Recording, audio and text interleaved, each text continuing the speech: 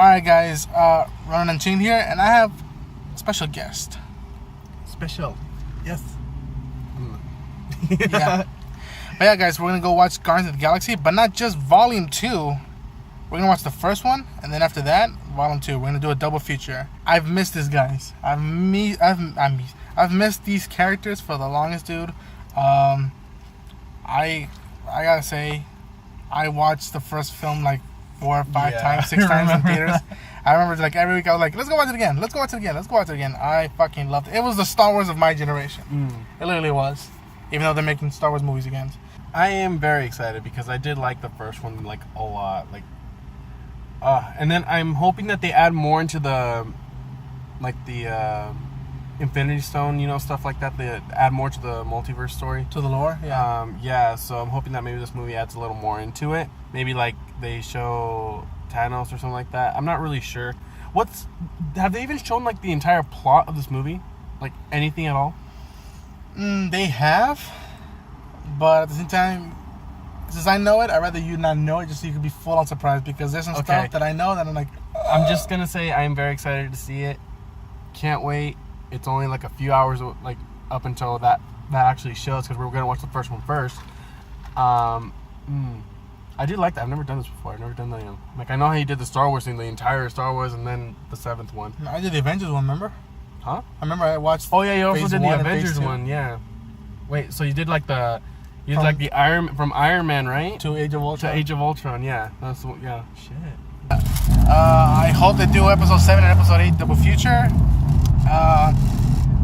If there's one character I want to stand out in this film, it's Gamora. I want Gamora to stand out. Yeah. Because I know Star-Lord is cool. Star-Lord. I like Star-Lord. And and to wrap it up, I want the soundtrack to be killer. So yeah. So we'll see you guys in a little bit. We gotta go. Where are we going? We're about to go movies now. Do not take your kids to watch this movie. I like magic. What the fuck did we just watch? Half of the fucking movie is about the Joker. Huh? But yeah, it's a decent movie.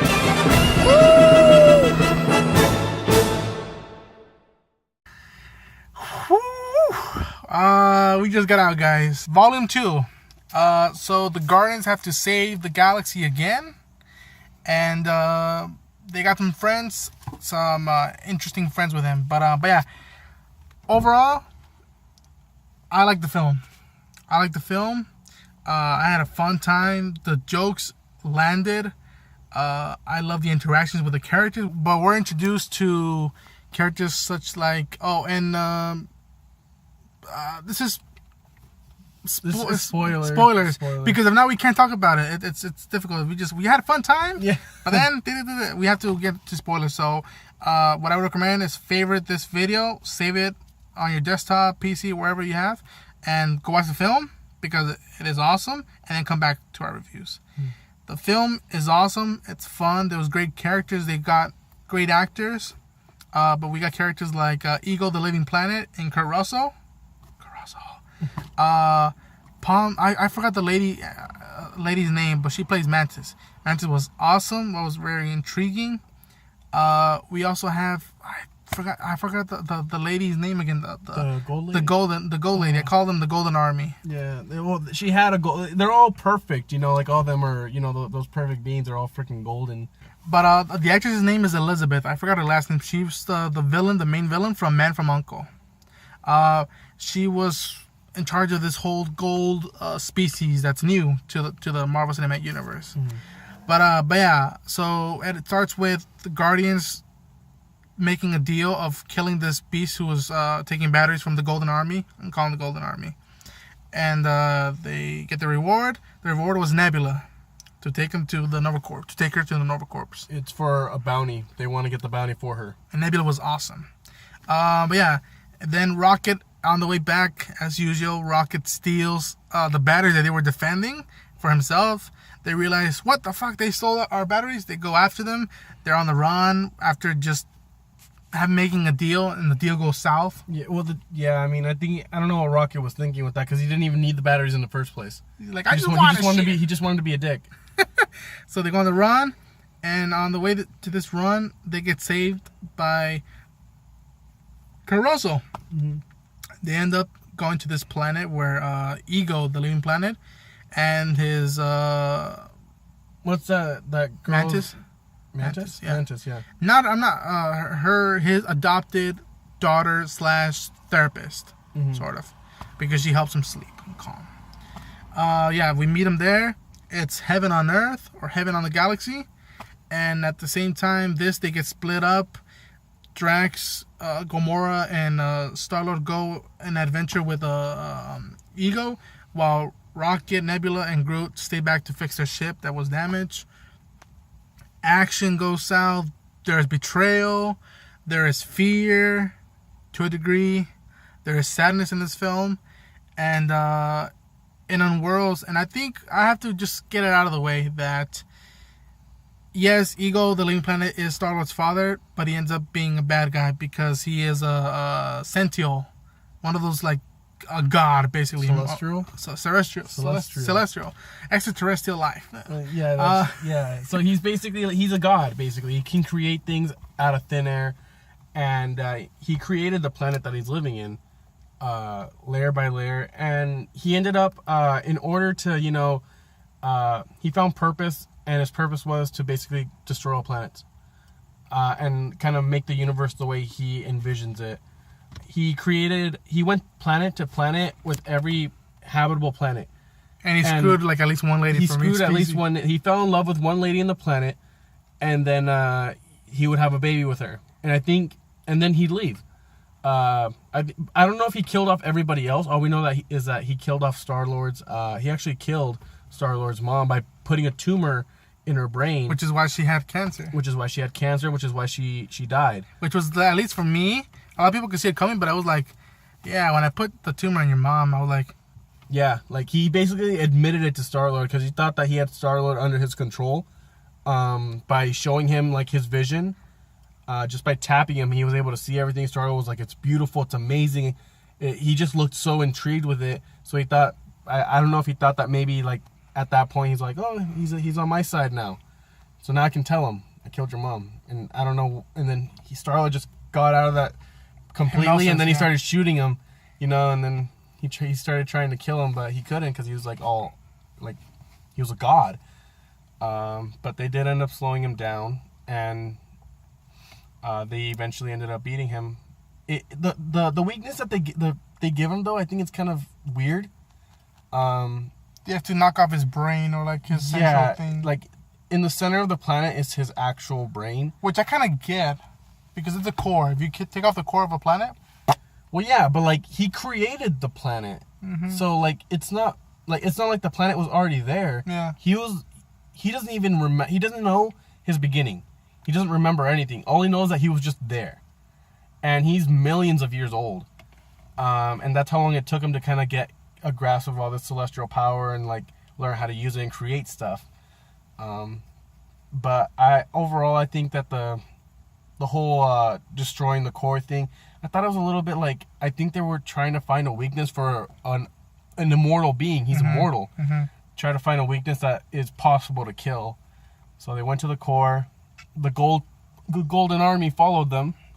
Then they had a war between the Celestial God and the Golden Army. A cool shootout. Yeah. We're not going to go into too depth of what happened here. Again, I don't want to just be like, spoiler, but at the same time, this movie is awesome. Though, for me, it didn't feel there wasn't too much danger, even though the universe was in danger. Yeah, technically, I think that there was just no danger to them, but there was danger to the universe itself. It's weird because there is, but there wasn't. I just didn't feel it. It wasn't impactful, at least to me. And also, yes, there's betrayal. Yondu gets kicked out, basically, of his own Ravagers. He teams up with Rocket Raccoon and Groot to team up with the rest of the Guardians. And also, Sean Gunn, I believe that's his name, helps him out along the way. He was cool. And but yeah, it ends with the Guardians. They save the universe, but unfortunately they have a loss. And that loss is Yondu. Fortunately, Yondu sacrificed himself to do the right thing. And there was a cool moment. What I give this film is that it got personal, and I got that Star-Lord, even though he was looking for his father, he had a father figure in Yondu. He wasn't perfect, but I think what people point out Yondu for kicking him out is that you were too soft on Peter, that you always look out for him more than us. It's because for him, Peter was a son to him, which I thought was sweet. But yeah, the movie's awesome. I can't really describe the weaknesses except that just I didn't feel enough danger, and it's not really the filmmaker's fault or the scriptwriter's fault. It was just that the first film was such a fucking lightning in the bottle that I don't know how you top that. I really don't know how you top that. Some people might think this tops the film. I understand that. But for me, it was just the first one was a big, big hit that no one, even we were talking on the way, no one knew the Guardians of the Galaxy before that. Unless a couple people that collected the comic books. And to them, bravos, you have your Guardian movies that are fucking awesome. But prior to that, it was just, like I said, like he said, I saw the first film 6 times in theaters. 6 times. But yeah, to me, this film wasn't better than the first one, although it was awesome. I had a good time, and I would definitely buy it on Blu-ray. And it's weird because even though okay, what I didn't like was didn't feel enough danger. The soundtrack, there was only 2 or 3 songs that I liked. What do you think? I thought the soundtrack was okay. I mean, it wasn't something that I was like over the top with, but I'm like, I'll listen to it. If it's playing, I'll listen to it. You know. I prefer the first soundtrack to the second one. Me. Because the only, I know people might want to get spoiled, but the only songs that for me that marked something in the difference of this film, Mr. Blue Sky and The Chain by Fleetwood Mac. That's it. But enough of the story, enough of like what film was better or not. Did we like any characters? I could say this, that all the characters were awesome. None of them was a flaw. Yeah, all of them were pretty spot on with everything. Mantis wasn't fully developed, but she was close, but enough for me to be like, I want her to see more of her. Bring her back. The Golden Army was cool. It was a new species. And the Ravagers, the what's it called? Taserface. They were awesome. They were kind of dicks, and I kind of hated them, but that's a good thing because they were acting good. What about you? I really like Mantis as a new character. I love the interaction between her and Drax. This is kind of weird. I hope they hooked up or they have a love interest. Gamora and Peter, they didn't hook up, but you could feel that the connection was growing. Yeah, she didn't want to admit it at first, but then now at the very end she was admitting it. Like, yeah, and you can obviously see that Star-Lord does have like, yeah, I'm interested in you. I know you're interested in me, so why aren't you saying anything? And she's like, I guess she's like, yeah, he kind of got friend zoned in a way. But he already knew how she felt about him. He just wanted to know why aren't you saying anything? And then she kind of like pretends like, no, there's nothing. I don't know what you're talking about. But she ends up like telling everybody, like not everybody but him, kind of like in a whisper, like there is an unspoken connection, you know. Baby Groot is cute since the first time we saw him. Yeah, that's one of the characters that I was gonna say. Baby Groot is technically a different character. I don't know, like he's not the original character. Yeah. He's childish, obviously. He's really childish. I love that. It's really funny. Like, you want to own him. You want him to be part of your family. Yeah. Rocket was cool. We got more into depth. He was more emotional in this film than the first one. But he was cool. I think the standout connection or interaction was between Nebula and Gamora. They hit each other. They literally tried to kill each other in this film, and they came at ease that they're sisters. That besides the differences, they were sisters. I like that. For me, who stole the show for me, it's a coin toss between Drax and Yondu because Drax was funny as hell, and Yondu was compelling, and I'm gonna miss Yondu. Yondu was overpowered, dude. Honestly, I think with that arrow, like fucking love that. Just by the way he whistles, he controls the arrow, and yeah. So like he literally took out because when his team went against him. He was in prison, and then once they knocked the first film, the antenna. Yeah. And then he was like, Groot, go get the antenna. And the sequence when they tried to get the antenna was funny. That was funny. He kept bringing a bunch of random shit. Yeah. Like that's just like he brought an eyeball from a guy, and he brought like a freaking rat. Creature, yeah. He brought like some sort of rat thingy. That arrow I want that arrow actually. Like I want to whistle and have it go like everywhere, just freaking because he killed everybody like almost single-handedly. He can kill anything. He even killed in the freaking first movie. He killed all those freaking Ronan's followers. Yeah, he killed all of them. Like just like, and he even killed the guy in the spaceship, the fucking ship. Yeah. Like that shit is like so crazy. So what about you? What character stood out? What was your favorite? I guess. The character that stood out for me. Honestly, I would probably say it's really hard to actually like. Are you talking about any character or just any new character? Any character or new. Honestly, I can't really say much except for Yondu and Rocket. You see a lot more of them, more than in the first film. You can see them develop a little more. And I love Rocket's fight scene when they were trying to capture him. He like set up the traps. He set up traps and everything like that. Yeah. And he was really smart about it too. And then Yondu's, just that freaking arrow sequence where he kills everybody in the ship. And then Rocket and Yondu are working together. Yeah. Just freaking, they look at cameras, okay? And then they can see from the cameras what angle to shoot through the wall and kill the person that they're aiming for. That was a sick sequence. I'm all like, you see the arrow all around just running everywhere. You see freaking Rocket shooting everywhere and he's killing everybody too. It's just really sick. I just love that sequence. Yeah, I love that. So I mean, I'm really sad that Yondu died though, but I knew he was gonna die because he said hey, I want to do something right, and he did, and he died in the process. So I was really sad to see that because I wanted to see that arrow in motion again. Like that shit was so crazy.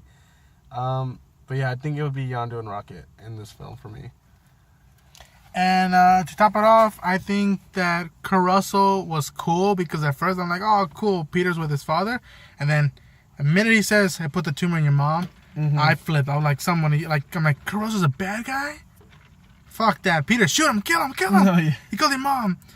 Sylvester Stallone is in the film. Yes. He is a Ravager. And he had a history with Yondu. Yondu broke the code of the Ravagers, I guess, by not taking kids. And he took Peter as a kid because he found out what Eagle was doing this whole time with other kids. So he said, you know what, I'll keep him to myself so I won't let him die, and I'll raise him as my own. Didn't he say that? But didn't he say that Yondu brought kids to him before? Yeah, he brought kids to him before, but by the time Yondu found out... That's when he started finding out. Yeah, like, hey, he's doing this shit to all these kids.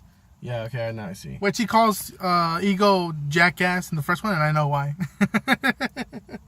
Yeah, see, now I get that shit. Like, I wonder why didn't we send him back? Oh, because he was a jackass. Yeah. And now I get it. Now I fucking get it. There we go. I think we might see more of Sylvester Stallone in the MCU. I think we would too, because he brought, in one of the end scenes, he brought, like, a team back together because Yondu died, and his sacrifice brought that team back together. Mm-hmm. Do you know who that team is? I know, but I know now I have to investigate because... they expanded the universe even more with this film. With this film, they expanded, like, there's more people out there. And then okay, so let's give the rating, and then you know what? Fuck it. End credit scene, stay for them because also in the film you get a quick snapshot of the Watcher. I don't know that much about him. I don't think you do know much about him. I recognize him, and I'm like, they're bringing old school stuff. The Watcher is in this film. There's 5 end credit scenes. They were all awesome. The one end credit scene though, that I was like, that stood out. It was just like it brought just the Golden Army lady, Elizabeth. I forgot her name is. She looked like she was going batshit crazy on that scene. Like she's like, the Guardians are just getting away from me. They keep getting away. They stole from me. Why did they steal from me when I hired them to do this and they stole from me? It's all about principle. They're not supposed to steal from people who they're working for and this and that. She just became obsessed with trying to kill the Guardians. So. And I guess she had a meeting to go to, but before that, we saw that she was looking or overwatching a figure that looked like a metal golden cocoon. Yeah. And all I knew, I had a feeling what was gonna happen, and then next, I will build this new being who will be more powerful to destroy the Guardians, more powerful than anything in the universe. I shall call him Adam. And the hair in my back and my arms and my legs and my balls, that's kind of gross. They all spiked up, and I'm like, oh my gosh, Adam Warlock. Holy shit. I don't know much about him. All I know is that I remember seeing in the comics he hold the Infinity Gauntlet with all the stones, and I think he kicked Thanos' ass. which I'm like, but yeah. Ratings. What would we rate this film? Well, this film I would definitely go see again. Yeah, I would too. I would too. I don't know if I'd pay for it. Maybe. I'm pretty sure. Yeah, I'd probably pay for it again. I'd probably give this a 9 out of 10. It's really hard to give these types of movies like these pretty high ratings, but I think this one's definitely up there. This definitely isn't a bad Marvel movie. No, it's not. Like, I think you'll be entertained the entire way. Yes, there will be something that will either make you laugh, make you sad, or make you feel like, oh shit, oh cool. You know, the entire way. There's no soft spots. It's all hard, like in one way or another, comedy, action, or story, and it'll keep you hooked. So I'll give this a 9 out of 10. For me, like again, I love this film, but I didn't feel the danger. The soundtrack was kind of a letdown. If I were to rate the first one, I think I remember rating it like around 9.59. I would give this film 7.5, 8, 8.5 rating. Because even though I had fun and it's not the worst Marvel film yet, it was emotional. It was more personal. I liked the connections. But you know what? I'll give it an 8 out of 10. 8 out of 10. It wasn't better than the first one for me. That's my own personal opinion. You can go watch it and have your own opinion. But it is a fun time at the movies, and I would definitely go see it again, and I would recommend to go see it. But yeah, that's going to be our review for Guardians of the Galaxy Volume 2. If you guys like the review, hit the like button, subscribe for more content, leave any comments down below. I'm your host, Ronan Unchained. Major Cosmic. And I'll see you guys in the next video.